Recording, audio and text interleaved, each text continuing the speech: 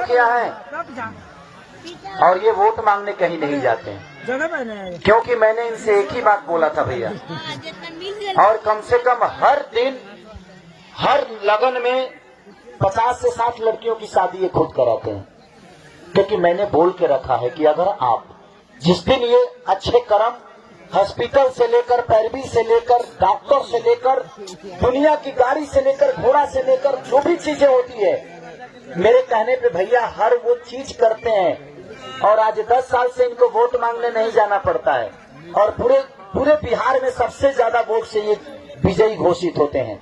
उसका रीजन है कि एक अच्छे इंसान का चुनना।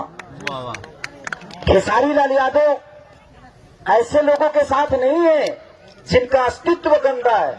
मैं ऐसे लोगों के साथ सफर करता हूं जिनके नजर में माँ बाप का सम्मान, वो हर पंचायत के लोग माँ बाप। अब तो लोग के पता ना हो, लोग जाति की बात करेला।